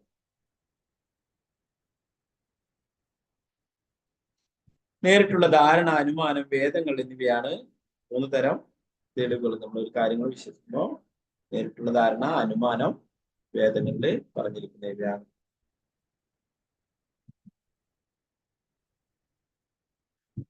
മധ്വാചാര്യൻ അങ്ങനെ കുട്ടിയായിരിക്കുമ്പോൾ തന്നെ ധാരാളം അത്ഭുതങ്ങൾ കാണിച്ചിട്ടുണ്ടായിരുന്നു. അദ്ദേഹം ചെറിയ കുട്ടിയായിരിക്കുന്ന കാലത്ത് ഒരു അസുരൻ പാമ്പിന്റെ രൂപത്തിൽ വരികയുണ്ടായി. ആ ഒരു പാമ്പിന്റെ തല അവിടെ ഒരു കല്ലില് കാലിന്റെ ചുണ്ടൻ വിരൽ കൊണ്ട് ചവിട്ടി പിടിക്കുകയും ആ പാമ്പിന്റെ തലപ്പത്തി അവിടെ പതിയുകയുണ്ടായി. ഇപ്പോഴും ആ ശില അവിടെയുണ്ട്. പിന്നീട് ഒരിക്കലേ മധ്വാചാര്യർക്ക് മാതാപിതാക്കൾ അത്ര സമ്പന്നരൊന്നും ആയിരുന്നില്ല. അപ്പോ മധ്വാചാര്യരുടെ പിതാവ് ഒരിക്കലേ പശുവിനെയൊക്കെ വാങ്ങിക്കുവാനായിട്ട് ഒരു വ്യക്തിയിൽ നിന്നും, ധനികനായിട്ടുള്ള ഒരു വ്യക്തിയിൽ നിന്നും അല്പം പണം കടം വാങ്ങുകയുണ്ടായി. പിന്നീട് നമുക്കറിയാം അല്ലെ, പലിശക്കൊക്കെ എടുത്താള് പിന്നീട് അതിന്റെ കൂട്ടുപലിശ അങ്ങനെയൊക്കെ ആയിട്ട് പിന്നീട് ജീവിതകാലം മുഴുവൻ കൊടുത്താലും കഴിയാത്ത വിധത്തിലാവും അല്ലെ.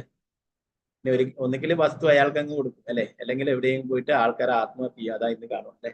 പഴയ കാലത്ത് അങ്ങനെയുള്ള ആൾക്കാരൊക്കെ ഉണ്ടായിരുന്നു. അപ്പൊ അദ്ദേഹത്തിന് എപ്പോഴും വന്നിട്ട് മധ്വാചാര്യന്റെ പിതാവിനെ ശല്യം ചെയ്യുമായിരുന്നു. പൈസക്കായിട്ടൊക്കെ പതുക്കെ തരാ എന്ന് പറഞ്ഞാലും അതിന് സമ്മതിക്കില്ലായിരുന്നു. അപ്പൊ അങ്ങനെ ഒരിക്കലേ വീടൊക്കെ ഒഴിയണമെന്നും നിർബന്ധം വാശി പിടിക്കുകയുണ്ടായി. അപ്പോഴേ ആ മധ്വാചാര്യർക്ക് 6 വയസ്സ് മാത്രമേ പ്രായമുണ്ടായിരുന്നുള്ളൂ, കുട്ടിയായിരിക്കുന്ന മധ്വാചാര്യൻ. ഓ മധ്വാചാര്യർ അച്ഛനോട് ചോദിച്ചു എന്താണ് കാര്യം എന്നുള്ളത്. വലിയ കാര്യങ്ങളാണ് അച്ഛനെ വിളിച്ചറിഞ്ഞാൽ. കുട്ടിയായിട്ടുള്ള ചെറിയ കുട്ടിയോട്, 6 വയസ്സുള്ള കുട്ടിയോട് താൻ നേരിടുന്ന പ്രശ്നം പറഞ്ഞിട്ട് വലിയ കാര്യമൊന്നും ഇല്ല എന്നാണ് ചിന്തിച്ചത് അല്ലെ. എങ്കിലും മധ്വാചാര്യർ എന്താണ് എന്ന് ആ കുട്ടി ചോദിച്ചപ്പോഴേ അച്ഛൻ പറയുകയുണ്ടായി, ഞാൻ ഈ വ്യക്തിയിൽ നിന്നും അല്പം ധനം കടമായിട്ട് വാങ്ങിക്കുകയുണ്ടായി പശുവിനെയൊക്കെ വളർത്തുവാനായിട്ട്. എന്നാൽ എനിക്കിപ്പോഴത് പൂർണ്ണമായിട്ടും തിരിച്ചു കൊടുക്കാൻ സാധിച്ചില്ല. അപ്പോൾ ഇദ്ദേഹത്തിന് ഈ വീടും സ്ഥലമൊക്കെ വേണം, ഞങ്ങളോട് ഇറങ്ങാനാണ് പറയുന്നത് എന്ന് പറയും. മധ്വാചാര്യർ കുട്ടിയായിട്ടുള്ള 6 വയസ്സുള്ള കുട്ടി പറഞ്ഞു, ഇത്രയേ ഉള്ളൂ പ്രശ്നം, ഇത് ഞാനിപ്പോ പരിഹരിച്ചത്. അങ്ങനെ തന്റെ വീടിന്റെ പുറകിൽ പോയിട്ട് അവിടെ വലിയൊരു പുളിമരമുണ്ട്. ഇപ്പോഴും അവിടെ പോയാൽ ആ പുളിമരം ഇപ്പോഴും അവിടെയും. അപ്പോ ആ പുളിമരത്തിൽ നിന്നും വീണിട്ടുള്ള പുളിക്കുരു, കുറച്ച് പുളിക്കുരു എടുത്തിട്ട് കയ്യില് വാരി പിടിക്കുന്നത് അല്ലെ. പഴയ കാലത്തെ കുട്ടികളൊക്കെ ഇങ്ങനെ, ഇന്റെയൊക്കെ ചെറുപ്പത്തിലൊക്കെ ഓർമ്മയുണ്ട്, പുളിക്കുരു അങ്ങനെയുള്ള വസ്തുക്കളൊക്കെ എടുത്തിട്ട് പുളിയുടെ ചപ്പു ഇതൊക്കെ പറിച്ചിട്ടൊക്കെ എന്തെല്ലോ കളിക്കും അല്ലെ. ഇന്നത്തെ കാലത്ത് അങ്ങനെയുള്ള വസ്തുക്കളൊന്നും ഇല്ല അല്ലെ. എല്ലായിടത്തും മൊബൈലും ലാപ്ടോപ്പും മറ്റൊക്കെയാണ്. കുട്ടികൾ ജനിക്കുമ്പോൾ തന്നെ ആ മൊബൈലൊക്കെ കണ്ടിട്ടാണ് വളരുന്നത് അല്ലെ. പഴയ കാലങ്ങൾ അങ്ങനെയൊക്കെ കളിക്കും അല്ലെ. അപ്പൊ അതൊരു കുട്ടികളി കളിക്കുന്ന ഒരു വിനോദം പോലെ ഒരു പുളിക്കുരു വാരിയിട്ട് ആ കുട്ടിയായിരിക്കുന്ന മധ്വാചാര്യര് ആ പണം കടമായിട്ട് നൽകിയിട്ടുള്ള വ്യക്തിയുടെ കയ്യിൽ കൊടുക്കും. ഇത് നിങ്ങൾ ഇവിടെ പിടിക്കൂ എന്ന്. ആ കുട്ടി അയാള് ആ വ്യക്തി നോക്കുമ്പോൾ കുറച്ച് പുളിക്കുരു, എന്ത് ഇത് ഇപ്പോഴും ഈ കളിക്കാനുള്ള സമയമാണോ, എനിക്ക് ഞാൻ എന്നൊക്കെ പറഞ്ഞിട്ട് മധ്വാചാര്യ അച്ഛനോട് കൂടുതൽ വഴക്ക് പറയുന്ന പോലെ മധ്വാചാര്യർ പറഞ്ഞു, നിങ്ങൾ ഇത് പിടിക്കൂ, ഒരു മിനിറ്റ് നിങ്ങൾ പിടിച്ചിട്ട് ഇവിടെ കണ്ണടച്ചിട്ട് നിങ്ങൾ അവിടെ നിൽക്കൂ, മുറുകെ പിടിക്കൂ എന്ന്. എന്നിട്ട് അദ്ദേഹത്തിനോട് പറഞ്ഞു, നിങ്ങൾ കൈകൾ തുറന്നു നോക്കൂ എന്ന്. അപ്പൊ കൈ നിറയെ സ്വർണ്ണ നാണയങ്ങൾ, ആ പുളിങ്കുരൊക്കെ സ്വർണ്ണ നാണയങ്ങളായിട്ട് മാറി. അപ്പൊ ആ പുളിമരം ഇപ്പോഴും അവിടെയുണ്ട്. അവിടെ പ്രസാദം, അവിടെ ചില വഴിപാടൊക്കെ കഴിച്ചു കഴിഞ്ഞാല് അവിടെ നിന്ന് പ്രസാദമായിട്ട് അല്പം അരിയും അതിന്റെ കൂടെ ഒരു പുളിങ്കുരൊക്കെ ഇന്നലെ ജഗന്നാഥൻ അവിടെ എഴുത്തിനിരുത്തിയിട്ടുണ്ടായിരുന്നു. അപ്പോ അവിടുന്ന് പ്രസാദം കിട്ടി. അപ്പൊ അതിൽ കുറച്ച് അരിയും അതിലൊരു പുളിങ്കുരു, അതാണ് അവിടുത്തെ പ്രസാദം. പുളിങ്കുരു അവിടുന്ന് മധ്വാചാര്യർ ഒരു പുളിങ്കുരു കൊടുത്തപ്പോൾ അത് സ്വർണ്ണ നാണയമായിട്ട് മാറുകയില്ല. ആ മരം ഇപ്പോഴും അവിടെയുണ്ട്. അവിടെ എഴുതി വെച്ചിട്ടുണ്ട് എല്ലാ കാര്യങ്ങളും, കന്നഡയിലും ഇംഗ്ലീഷിലും ഒക്കെ ആയിട്ട്. അപ്പൊ നിങ്ങൾക്ക് നെറ്റിലൊക്കെ അടിച്ചു നോക്കി കഴിഞ്ഞാൽ കാണാൻ പറ്റും ആ ലീലകൾ നടന്നിട്ടുണ്ട്. ഓരോരോ സ്ഥലങ്ങൾ നേരത്തെ പറഞ്ഞ വൃക്ഷമായാലും പുളിങ്കുരുവായാലും പുളിയുടെ മരമായാലും. പുളിയുടെ മരം ഇപ്പോഴും വലുതായിട്ട് അവിടെ തന്നെ ഉണ്ട് അല്ലെ. പുളിയുടെ മരമൊക്കെ എത്രയോ ആയിരക്കണക്കിന് വർഷങ്ങൾ അതുപോലെ തന്നെ നിൽക്കും. നമ്മൾ നോക്കിയാൽ മതി.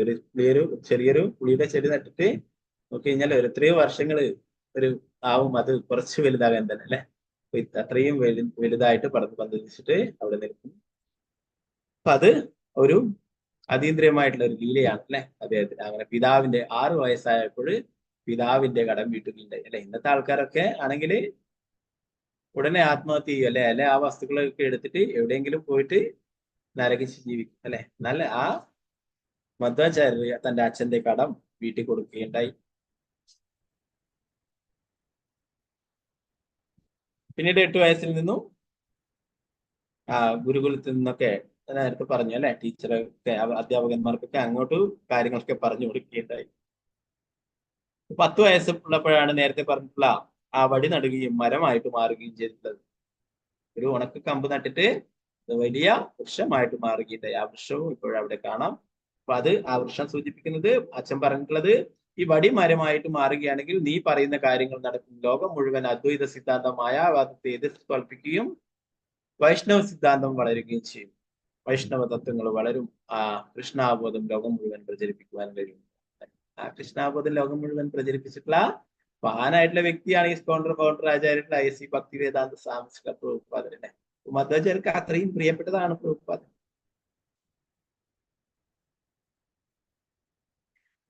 പിന്നീട് 12-ാമത്തെ വയസ്സിൽ സന്യാസം എടുക്കുകയുണ്ടായിരുന്നു.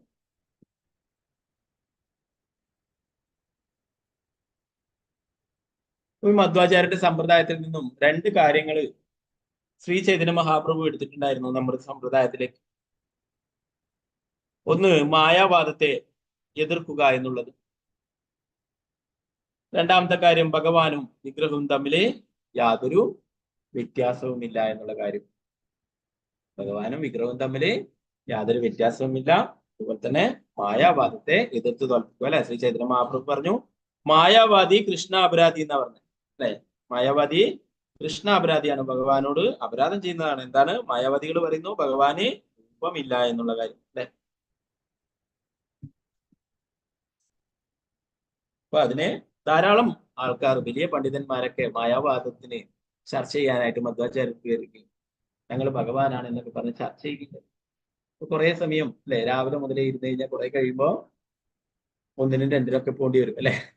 അപ്പൊ അവരൊക്കെ അങ്ങനെ, ഞങ്ങളിപ്പോ 1 മിനിറ്റ് കൊണ്ടുവരാം, ഞങ്ങൾക്ക് 1-നും 2-നും പോകണം എന്ന് പറഞ്ഞപ്പോൾ മധ്വാചാര്യൻ, അവിടെ ഇരിക്കും, നിങ്ങൾ ഭഗവാനല്ലേ, ഭഗവാൻ എല്ലാം കൺട്രോൾ ചെയ്യാൻ പറ്റും, അവിടെ ഇരിക്കുന്നത്. അവിടെ നിന്നൊക്കെ ഓടി രക്ഷപ്പെടുകയുണ്ടായി. അങ്ങനെ ധാരാളം ലീലകൾ നടന്നു.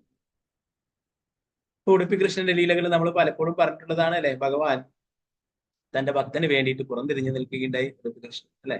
തന്റെ ഭക്തനായിട്ടുള്ള കനകദാസന് ദർശനം നിഷേധിക്കപ്പെട്ടപ്പോൾ ഭഗവാൻ പുറംതിരിഞ്ഞു നിൽക്കുകയുണ്ടായി അല്ലെ. ഇപ്പോഴും അവിടെ പോയി കഴിഞ്ഞാൽ ഈ കനകനെ കിണ്ടി കനകദാസിന് ദർശനം നൽകിയിട്ടുള്ള ആ ചുമരിന്റെ ഭിത്തി അല്ലെ? എന്തിനാണ് ഇത്രയും ഒരു വലിയ വടിയായിട്ട് ഇങ്ങനെ ഒരു ലീല ചെയ്തിട്ടുള്ളതെന്ന് പലർക്കും ഓർമ്മയുണ്ടാവും അല്ലെ? പലരും ചിന്തിക്കും അല്ലെ?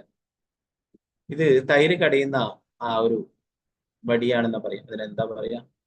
ചില സ്ഥലങ്ങളൊക്കെ മന്ത് എന്നൊക്കെ പറയും. എന്താണെന്ന് നമുക്ക് ശരിക്കത്ര. അപ്പൊ ആ തൈര് കടയുന്ന കോലാണ്, തൈര് കടയുന്ന കോല് വടി അല്ലെ? അതാണ് അവിടെ സ്റ്റാളുകളിലൊക്കെ പോയി കഴിഞ്ഞാല് പ്രസാദമായിട്ട് ഇതാണ് ആൾക്കാർക്ക് തിരിച്ചു വാങ്ങിക്കൊണ്ടുവരിക.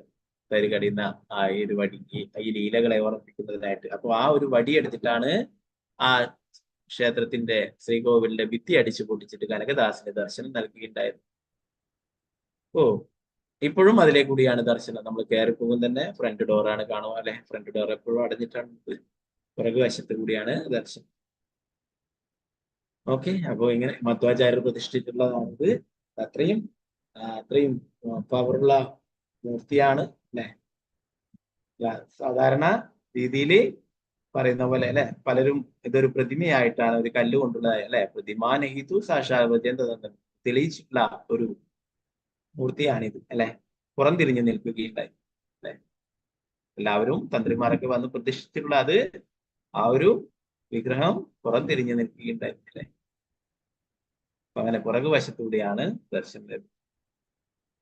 ഓക്കെ, അപ്പോൾ എല്ലാവരും പറ്റുമെങ്കിൽ ഉടുപ്പിയില് ഇങ്ങനെ മൂകാംബികയൊക്കെ പോകുമ്പോ ഉടുപ്പിയിലും കയറിയിട്ട് ഭഗവാന്റെ ദർശനമൊക്കെ എടുക്കണം. അതുപോലെ തന്നെ അവിടുന്ന് ആ ഉടുപ്പി ക്ഷേത്രത്തിൽ എത്തുന്നതിന് മുന്നേ ആയിട്ട് കുറച്ച് ഉള്ളിലോട്ടായിട്ട് പോകണം. ഈ പാചക എന്ന് പറയുന്ന സ്ഥലം, പാചക ക്ഷേത്ര എന്ന് പറയുന്നത് മധ്വാചാര്യരുടെ ബർത്ത് പ്ലേസ്. അവിടെ ധാരാളം ലീലകൾ നടന്നിട്ടുള്ള ഇതാണ്, ലീലകൾ നടന്നിട്ടുള്ള കാര്യങ്ങൾ ഇപ്പോഴും അവിടെ കാണാം. അപ്പൊ വേറെ ഇതിനുണ്ട് വാസുദേവ തീർത്ഥം എന്ന് പറഞ്ഞിട്ട് അവിടെ ഒരു കുളമുണ്ട്, ഒരു തീർത്ഥ സ്ഥലം. അവിടെ പറയുന്ന മധ്വാചാര്യർ 4 തീർത്ഥങ്ങളിൽ പോയിട്ട് കുളിച്ചിരുന്നു എന്ന് പറയുന്നു. കുട്ടിയായിരിക്കുമ്പോൾ 4 സ്ഥലങ്ങളിൽ പോയിട്ട് കുളിച്ചിട്ട് വരുമായിരുന്നു. 4 പുണ്യതീർത്ഥങ്ങൾ പരശുരാമൻ അവിടെ ഉണ്ടാക്കിയിട്ടുള്ള 4 പുണ്യതീർത്ഥങ്ങളിലൊക്കെ പോയിട്ട് കുളിച്ചു വരുന്നു. അപ്പോ കുട്ടിയായിരിക്കുന്നത് കൊണ്ട് അമ്മയ്ക്ക് ഭയമായിരുന്നു, ചെറിയ കുട്ടി ഒറ്റയ്ക്ക് പോകുന്നത് കൊണ്ട്. അപ്പൊ അതുകൊണ്ട് അങ്ങനെ അമ്മ അത് തടയുകയും പിന്നീട് മധ്വാചാര്യർ ആ 4 തീർത്ഥങ്ങളും കൂടിയിട്ട് അവിടെ വീട്ടുമുറ്റത്ത് ഒരു തീർത്ഥം ഉണ്ടാക്കിയിട്ട് അതിലേക്ക് കൊണ്ടുവരികയും ചെയ്തു. അപ്പൊ അത് അത്രയും പുണ്യതീർത്ഥമായിട്ടുള്ളതാണ്. ആ 4 തീർത്ഥങ്ങളും കൂടി ഒന്നിച്ചിട്ട് മധ്വാചാര്യര് ഉണ്ടാക്കിയിട്ടുള്ളതാണ് ആ പുണ്യതീർത്ഥം. അപ്പൊ അതവിടെ തന്നെയുണ്ട്. അപ്പൊ അങ്ങനെ ധാരാളം ലീലകൾ നടന്നിട്ടുള്ള കാണാം. അതുപോലെ തന്നെയാണ് വിദ്യാരംഭം അല്ലെ? അവിടെ വിദ്യാരംഭം, വിജയദശമി ദിനത്തില് വിദ്യാരംഭം വളരെ പ്രധാനപ്പെട്ടതാണ്. ഇവിടെ മധ്വാചാര്യർ എഴുതി പഠിച്ചിട്ടുള്ള കല്ലാണിത്. മധ്വാചാര്യർക്ക് വ്യാസദേവൻ ആദ്യാക്ഷരം പറഞ്ഞു കൊടുത്തിട്ടുള്ള കല്ലാണിത്. ഇവിടെയാണ് ഇപ്പോൾ കുട്ടികളൊക്കെ വിജയദശമി ദിനത്തിൽ എഴുത്തിനിരുത്തുന്നത്. ഇപ്പൊ ഇവിടെ സാലഗ്രാം ശിലകൾ, മധ്വാചാര്യർ പൂജിച്ചിട്ടുള്ള സാലഗ്രാം ശിലകളൊക്കെ ഇവിടെ ഉണ്ട്. അപ്പൊ അങ്ങനെ ഇവിടെ കാണാം വ്യാസദേവൻ മധ്വാചാര്യർക്ക് ഉപദേശങ്ങൾ നൽകുന്നതായിട്ട്. അപ്പൊ അന്ന് മധ്വാചാര്യർ എവിടെയാണോ എഴുതി പഠിച്ചിട്ടുള്ളത് അതേ ശിലയിലാണ് ഇപ്പോഴും അവിടെ അക്ഷരാഭ്യാസം കൊടുക്കുന്നത്. അപ്പൊ പലർക്കും അങ്ങനെ കൂടുതലായിട്ടൊന്നും അറിയില്ല അല്ലെ? അതുകൊണ്ട് വളരെ പ്രധാനപ്പെട്ട ഒരു സ്ഥലമാണ്, എല്ലാവരും പോയി കാണേണ്ട സ്ഥലമാണ് പാചക ക്ഷേത്രം എന്ന് പറയും. ഓക്കെ, അപ്പൊ മധ്വാചാര്യര് അവിടെ തന്നെ ഉണ്ടെന്നാ പറയുന്നത്. ആ പരമ്പരയിലുള്ളവരൊക്കെ പറഞ്ഞു മധ്വാചാര്യർ എവിടേക്കും പോയിട്ടില്ല. മധ്വാചാര്യർ ഉടുപ്പിയിലും ബദരികാശ്രമത്തിലൊക്കെ ആയിട്ട് ഇവിടെ തന്നെയുണ്ട്. മധ്വാചാര്യർ പ്രഭുപാദരുടെ സ്ഥാനത്തെ വളരെയേറെ പ്രഭുപാദര് ഉണ്ടാക്കിയിട്ടുള്ള ലോകം മുഴുവൻ കൃഷ്ണാബോധം പ്രചരിപ്പിച്ചിട്ടുള്ളത് വളരെയേറെ മധ്വാചാര്യർക്ക് ഇഷ്ടപ്പെട്ടിട്ടുണ്ടാവുന്ന അദ്ദേഹം തീർച്ചയായിട്ടും ഇതൊക്കെ കാണുന്നുണ്ടാവും. ആ വൃക്ഷം എങ്ങനെ പടർന്നു വന്നിരിച്ചു അതുപോലെ കൃഷ്ണാബോധം ലോകം മുഴുവൻ പ്രചരിച്ചിരിക്കുന്നതായിട്ട് കാണും. ശ്രീ മധ്വാചാര്യർക്ക് ജയ്, ശ്രീകൃഷ്ണ ഭഗവാൻ की जय, श्री प्रभुपाद की जय, गुरु महाराज की जय, निताय गौर प्रेमानंद हरे कृष्ण. വേറെ ഒരു വിശേഷമുള്ളത് രാമചന്ദ്ര വിജയോത്സവമാണ്. രാമചന്ദ്ര ഭഗവാൻ ജന്മേറിയിട്ടുള്ള ആ ഒരു ദിനമായിട്ട് പറയുന്നു. ഓക്കെ, കുറെ ലീലകളുണ്ട്. നമുക്ക് സമയക്കുറവ് മൂലം നമുക്ക് ഇവിടെ ചുരുക്കാം. പിന്നീട് ഒരു അവസരത്തിൽ വീണ്ടും കൂടുതലായിട്ട് നമുക്ക് മധ്വാചാര്യനെ കുറിച്ച് കാര്യങ്ങൾ പറയാം. പ്രഭുപാദ് की जय, निताय गौर प्रेमानंद हरे कृष्ण. വാഞ്ചാകൽപതരൂപശ്ച കൃപാ സിന്ധുഭ്യേവച പതിതാനാം പാവനേഭ്യോ വൈഷ്ണവേഭ്യോ നമോ നമഃ. ആനന്ദപുരി വൈഷ്ണവൃന്ദയ്ക്ക് ജയ. ജയ ഗുരുമരാജ് ജയ. നിതായ ഗൗര ബ്രഹ്മാണ്ഡേ. ഹരേ ഹരേ കൃഷ്ണ.